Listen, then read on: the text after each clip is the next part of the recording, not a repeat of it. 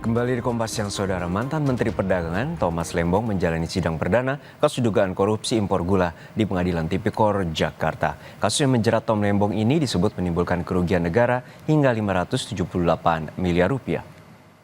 Dalam sidang dakwaan, Tom Lembong diduga memperkaya diri sendiri dan orang lain dalam kasus impor gula tahun 2015 hingga 2016. Dalam dakwaan, Tom disebut melakukan impor gula saat produksi gula dalam negeri cukup dan perbuatannya dinilai memperkaya orang lain dan korporasi hingga menimbulkan kerugian negara sekitar 578 miliar rupiah.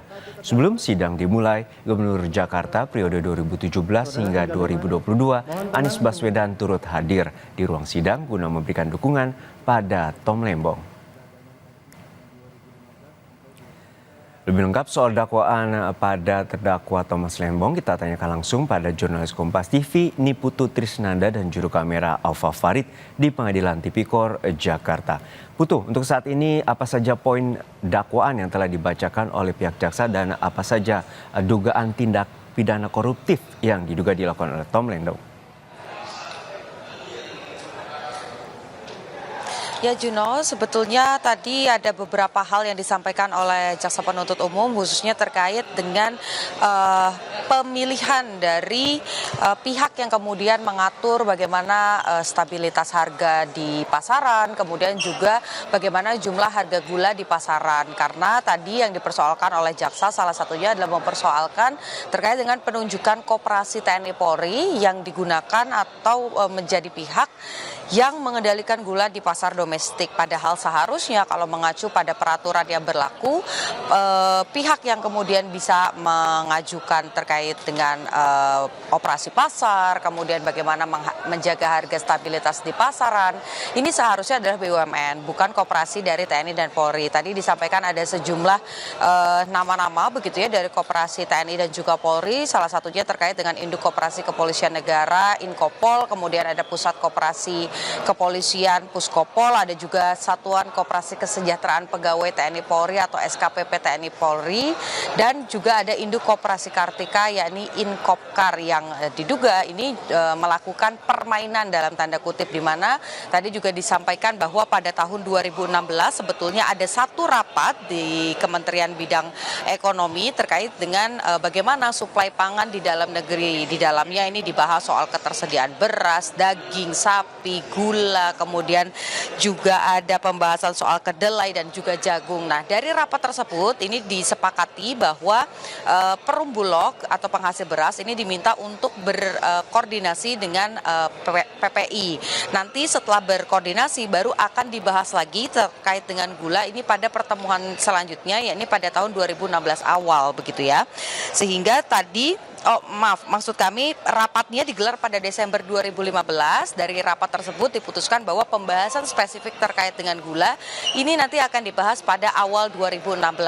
Nah, dari pembahasan tersebut atau dari hasil rapat tersebut ini kemudian ada surat yang masuk begitu ya dari Inkopol salah satunya yang kemudian bersurat kepada Tom Lembong yang saat itu merupakan Menteri Perdagangan. Ini meminta supaya ada operasi pasar di mana ada selisih atau kekurangan suplai gula di pasar domestik sebanyak 500.000 ton. Nah, Inkopol di sini ingin mengambil peran untuk kemudian melakukan operasi pasar dengan jumlah 300.000 ton gula. Sementara yang di ACC atau yang diterima begitu ya, diperbolehkan diizinkan oleh Tom Lembong pada saat itu hanya 200.000 ton saja diizinkan untuk melakukan operasi pasar. Jumlah 200.000 ton inilah yang kemudian dipermainkan dalam tanda kutip begitu karena Inkopol ini kemudian diduga bekerja sama dengan 8 perusahaan di mana nama-nama perusahaan tersebut adalah pihak-pihak swasta yang saat ini juga sudah menjadi tersangka ataupun juga terdakwa karena proses persidangan ini sudah dimulai yang menyeret juga nama Tom Lembong. Jadi kalau berdasarkan dakwaan yang disampaikan oleh jaksa penuntut umum ini sebetulnya adalah ada upaya kemudian memperkaya diri sendiri di mana dari 10 orang yang kemudian terlibat dan diduga melakukan tadi upaya memperkaya diri ini merugikan negara sampai dengan 578 miliar rupiah. Kemudian di sebagian lainnya tadi dirincikan lagi oleh jaksa penuntut umum ini ada sekitar 515 miliar rupiah yang kemudian digunakan atau dimanfaatkan oleh oleh si ke-10 orang ini di luar Tom Lembong. Di mana tadi praktik-praktik seperti yang dilakukan oleh Inkopol ini sebetulnya juga dilakukan oleh koperasi-koperasi lain yang disebut di awal tadi ya, Juno. Jadi misalnya saja ada tersangka Tony Wijaya ini mendapatkan keuntungan begitu dari Inkopkar, Inkopol dan juga PT PPI. Kemudian dari Ten Suryanto Eka Prasetyo ini mendapatkan keuntungan dari Inkopol dan juga PT PPI. Lalu Indra Suryaningrat ini dari Inkopol dan juga PT PPI. Jadi kurang lebih dari 10 nama yang diduga memperkaya diri ini mendapatkan double begitu ya. Ada dari koperasi kerjasamanya, ada juga dari PT PPI.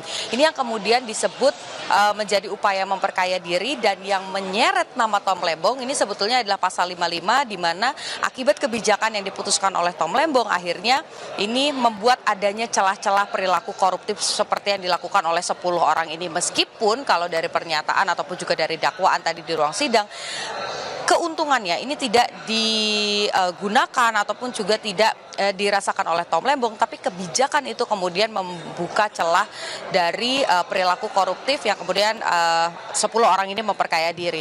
Nah, tapi yang berbeda juga dalam persidangan kali ini sebetulnya Juno dan juga saudara adalah eksepsi, di mana pada hari ini setelah JPU menyampaikan surat dakwaannya, pihak Tom Lembong ini langsung mengajukan eksepsi atau tanda keberatan begitu ya terkait dengan dakwaan, karena menurut Tom Lembong kalau memang ada kesalahan dalam proses kebijakan yang tadi disebutkan oleh jaksa penuntut umum, seharusnya ini tidak dilanjutkan dalam proses persidangan tindak pidana korupsi. Itu salah satunya. Kemudian juga karena masih berlangsung kita menanti apalagi poin-poin dari eksepsinya, tapi satu yang pasti tadi disampaikan di awal bahwa Tom Lembong merasa apa yang didakwakan oleh jaksa penuntut umum ini tidak sesuai. Juno.